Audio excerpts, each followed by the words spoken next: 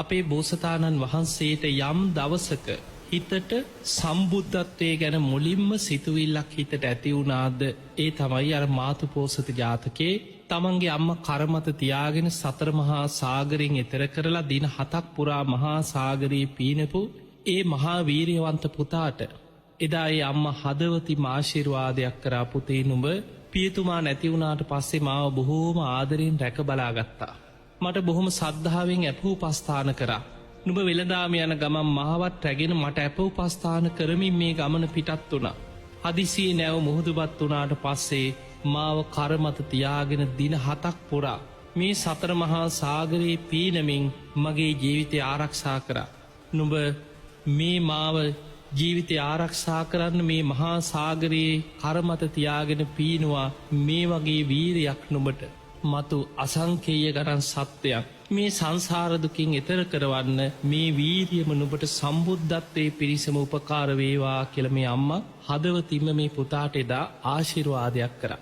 එදා තමයි කියනවා ඉස්සරලාම බුද්ධත්වයේ ගැන මුලින්ම සිතුවිල්ලක් හිතට ඇතිවෙච්ච දවස. ඒ තමයි පළවෙනි මනෝප්‍රනිධානේ. මනසින් බුදු බව ප්‍රාර්ථනා කරන්න මනසට සිතුවිල්ලක් හිතට ඇතිවෙච්ච දවස. එදා ඉදං අපේ බෝසතාණන් වහන්සේ අසංකේය 7කුත් කල්පලක්ෂයක් සට් අසංකේය කල්පලක්ෂයක් මනසින් බුදු බව ප්‍රාර්ථනා කර කර පින් කරනවා. සසරේ පින් දහම් කරනවා, දෙමව්පියන්ට අපෝපස්ථාන කරනවා, අනුන්ට උදව්පකාර කරනවා, තමන් සතු දේවල් අනුන්ට දන් දෙනවා. මේ වගේ යහපත් දේවල් පින් දහම් කරමින් හදවතින් හිතේ ප්‍රාර්ථනාවක් කරනවා මට මේ රැස් කරගන්න පිනෙන් අනාගතයේ අසංකේය ගණන් සත්වයක් සංසාර දුකින් එතර කරවන්න මතු ලෝතුරා බුද්ධත්වයේම ලැබේවා කිය හිතෙන් ප්‍රාර්ථනා කරන. ඒකට අපි ධර්මයේ කියන්නේ මනෝප්‍රනිධානේ. මනසින් බුදු බව ප්‍රාර්ථනා කිරීම.